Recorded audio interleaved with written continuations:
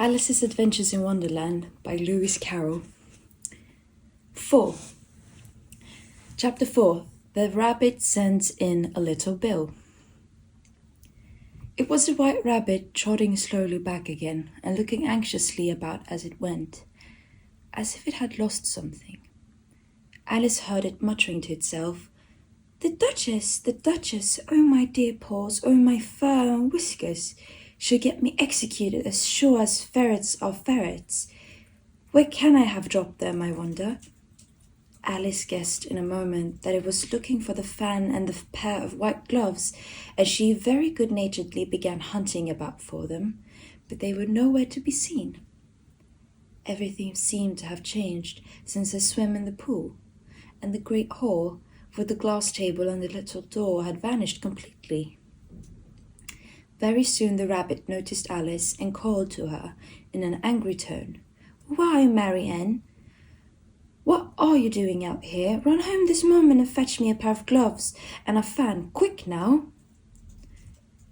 "He took me for his housemaid," said Alice, as she ran off. "How surprised he'll be when he finds out who I am." As she said this, she came upon a neat little house, on the door of which was a bright brass plate with the name W. Rabbit engraved upon it. She went in without knocking and hurried upstairs, in great fear lest she would meet the real Marianne and be turned out of the house before she had found the fan and gloves. By this time Alice had found her way into a tidy little room with a table in the window, and on it a fan and 2 of 3 pairs of tiny white kid gloves. She took up the fan and a pair of the gloves and was just going to leave the room when her eyes fell upon a little bottle that stood near the looking-glass. She uncorked it and put it to her lips, saying to herself, "I'd hoped it'll make me grow larger again, for, really, I'm quite tired of being such a tiny little thing." Before she had drunk half the bottle, she found her head pressing against the ceiling and had to stop to save her neck from being broken. She hastily put down the bottle, remarking, "That's quite enough, I hope. I shan't grow any more." Alas, it was too late to wish that. She went on growing, and very soon she had to kneel down on the floor.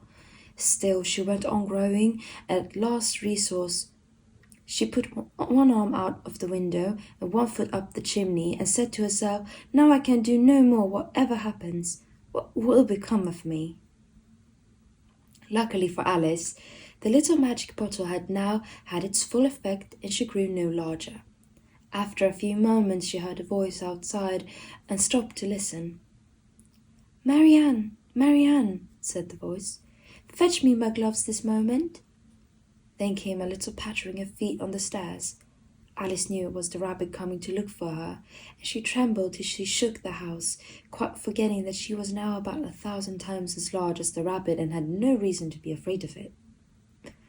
Presently the rabbit came up to the door and tried to open it, but as the door opened inwards and Alice's elbow was pressed hard against it, the attempt proved a failure. Alice heard it say to itself, "Then I'll go round and get in at the window."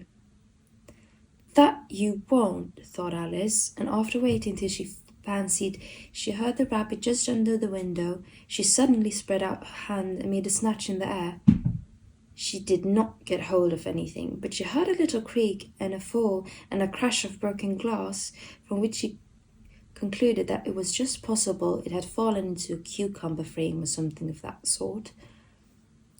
Next came an angry voice, the rabbit's, "Pat, Pat, where are you?" And then a voice she had never heard before, "Sure then, I'm here, digging for apples, your honour." "Here, come and help me out of this. Now tell me, Pat, what's that in the window?" "Sure, it's an arm, you know, your honour." "Well, it's got no business there. At any rate, go and take it away." There was a long silence after this, and Alice could only hear whispers now and then, and at last she spread out her hand again and made another snatch in the air. This time there were 2 little shrieks and more sounds of broken glass. I wonder what they'll do next, thought Alice. As for pulling me out of the window, I only wish they could. She waited for some time without hearing anything.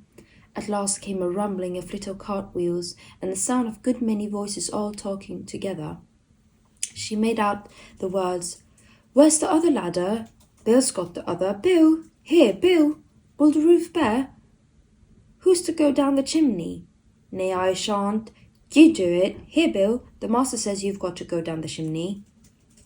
Alice drew her foot as far down the chimney as she could and waited till she heard a little animal scratching and scrambling about in the chimney close above her. Then she gave one sharp kick and waited to see what would happen next. The first thing she heard was a general chorus of, "There goes Bill," and then the rabbit's voice alone, "Catch him! You by the hedge!" Then silence, and then another confusion of voices. "Hold up his head, Brandy now, don't choke him, what happened to you?" Last came a little feeble, squeaking voice. "Well, I hardly know no more, thank ye. I'm better now. All I know is something comes at me like a jack-in-the-box, and up I go like a skyrocket." After a minute or two of silence, they began moving about again, and Alice heard the rabbit say, "A barrowful would do, to begin with." "A barrowful? Of what?" thought Alice, but she had not long to doubt, for the next moment a shower of little pebbles came rattling in at the window, and some of them hit her in the face. Alice noticed with some surprise that the pebbles were all turning into little cakes as they lay on the floor, and a bright idea came into her head. "If I eat one of these cakes," she thought, "it's sure to make some change in my size." So she swallowed one of the cakes and was delighted to find that she began shrinking directly. As soon as she was small enough to get through the door, she ran out of the house and found quite a crowd of little animals and birds waiting outside. They all made a rush at Alice the moment she appeared, but she ran off as hard as she could and soon found herself safe in a thick wood. "The first thing I've got to do," said Alice to herself as she wandered about in the wood, "is to grow to my right size again. And the second thing is to find my way into that lovely garden. I suppose I ought to eat or drink something or other, but the great question is, what?"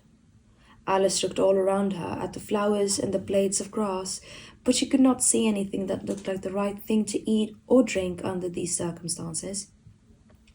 There was a large mushroom growing near her, about the same height as herself. She stretched herself up on tiptoe and peeped over the edge, and her eyes immediately met those of a large blue caterpillar that was sitting on the top with its arms folded, quietly smoking a long hookah and taking not the smallest notice of her or of anything else.